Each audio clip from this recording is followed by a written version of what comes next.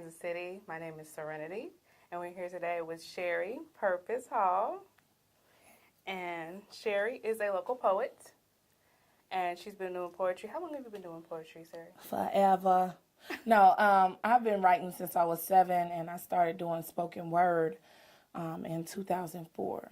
But I didn't really get into it until 2006. Okay, 2006. What kind of inspired you to start performing as opposed to just writing? It was a different feel. It was a different way to convey the message. Certain forms of poetry are better when they're audible. When you see the person put their full heart and soul into it. To have something read, it can be interpreted any way. But when someone is standing there hitting you in the face with it, it's a completely different experience. So would you say that's the difference between a spoken word artist and a poet? Or? I honestly, and I know I would probably get some flack for this, I honestly don't believe there is a difference between a spoken word artist and a poet. A spoken word artist is just a person who decides to take the level of performance beyond a poetry reading. They decided to put themselves into it and actually become the poem as they are presenting it to people. Okay. I know there was a workshop with Jessica Caremore. She came into town, I think that was last week, and she talked about that. So I just want to know what you thought about that. Yeah, it's, and there's a lot of, just like the age-old argument, is it poetry or is it prose in the community? Mm-hmm. And I think, it's quite silly to me to be split amongst such things. It's still the literary arts, so. Well, she kind of described it as a poet would be more a person who writes for, just say, a book, mm-hmm. as opposed to spoken word artist, someone who actually performs and is speaking to an audience. That's right. So, as you say, that would be the difference. What would you say is your biggest inspiration as far as writing? My biggest inspiration is life and God.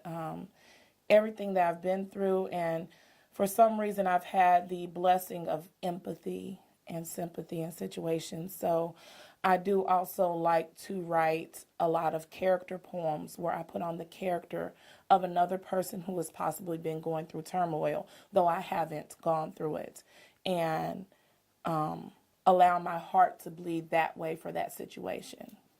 Okay. Would you say there's any local or national poets who you would say that they kind of inspired you to start performing, or just in general? Or I am such a deaf poetry groupie, right? So I used to read poetry all the time. I read Maya Angelou. I also was into a lot of books. She's one of my favorites. One of the favorites.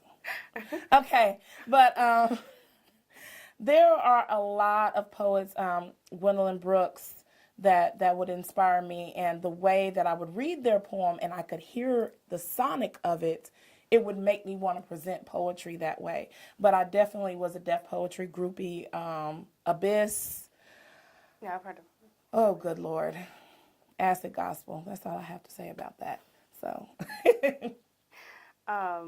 What would you say some of your major accomplishments are? I know that you won the October Pound Slam.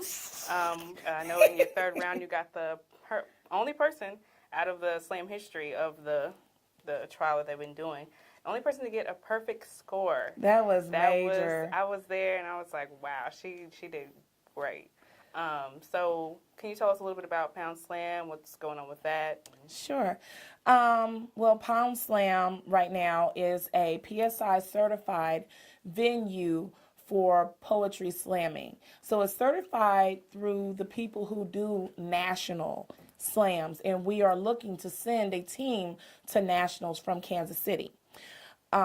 With that, there has been 8 months of slamming from any of the names in Kansas City that you would think are hot in poetry.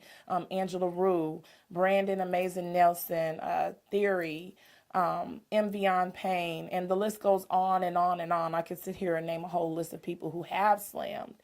And in November 5th, we all go heads up, including you. Yeah, I'm a wild card, so I'm kind of Yeah, but basking you know in- what happens when that joker gets pulled in a Well, spades game, okay? Let's well, not even play. Well, the Royals, they were well, around the hard and see. okay, Yeah, so all right. we're gonna keep hope I alive. mean, I would put some money on you, but that's just me.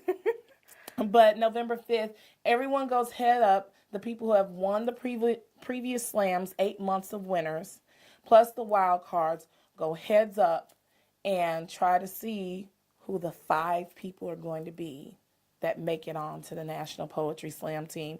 So we're going to be representing Kansas City, Missouri. We're going to be representing you. So I would say if you see a poet, pull their ear a little bit. You know, it may be something, hey, have you ever thought of writing about this subject? I'm one person who likes to research. Okay. So I'll research something. Even if I've been through it, I'll still research it. What would you say would be your advice to someone who's trying to get into performing as far as spoken word? Pray and practice. Lord Yeah, Jesus. prayer practice, and I had the 3 P's. Perseverance. Yes, definitely. Pray, practice, persevere, because I'm going to tell you right now, that perfect score didn't come easy. That was the 3rd slam I had ever been in. I'm not necessarily counting the Blue Room, because it's a more of a relaxed atmosphere, and I really like it because it does allow the art to cultivate, the artist to cultivate. It's not a stringent timer. But as far as like slamming, rounds, timed, that was the 3rd slam I had ever been in. And I actually was there the first time you slammed. you were, and it sucked. Yeah. I totally was unprepared. I didn't know what this slam game looked like. I come from a world of Christian poetry. And in Christian poetry... And that's with For His Will, right? Right. And you could have an 85-minute poem, dissertation, and no one snore. And they were like, yeah, that's good. That's not how slamming works. You got 3 minutes and a 10-second grace period. And if you go 4 minutes, you're disqualified. So a lot of the content in the poems, I'm not going to chop my content up. If I feel like the content needs to be there, it's going to be there. So that means I need to write some more. And that's the part where artistry and method and learning come in. That's the part where writing workshops come in. Shout out to Natasha Ria El-Skari and Aisha. They wonderful. I can't say enough about that writing workshop. And as an artist, you should be looking for education at every chance you get. So should I make it on the National Poetry Slam team, that's what I'm going to be looking for as we're working together, is education as well as collaboration. Okay. What are your next steps? Are you coming out with any books, CDs, or? So, books, yes. I have books written, but you know what? I have yet to find a venue that I really trust to come out and do the book with. I have some things set up to meet with some people and sit down and look at the publishing process, because I did come out with a CD in 2008. That is a totally different process. A CD, the music industry is totally different than the book industry. And I have cold feet about the book industry. And yes, I'm a poet. I know it. I should be published. Do not smack my hand.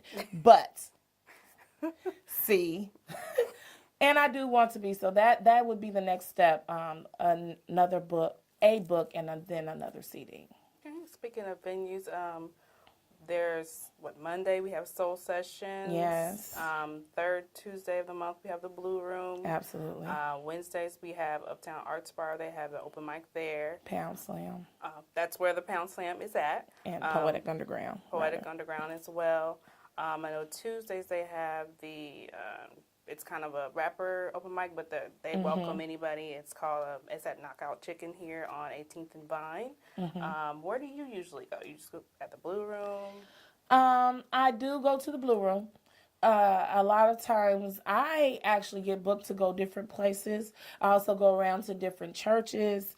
I do a lot of events. So I stay so busy with events, a lot of times the things that are weekly, I end up missing them. You usually go to, I know you're a part of For His Will. That's a monthly open mic. That is monthly. Yeah. And I've been down with them. Next year will be year 10.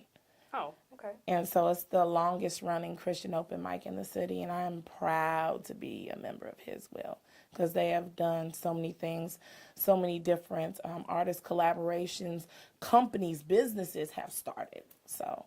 Okay. And what's your contact information for anybody that's watching? Contact information, www.spokenpurpose.com. That's SPOKENPURPOSE.com. I have a .com, y'all.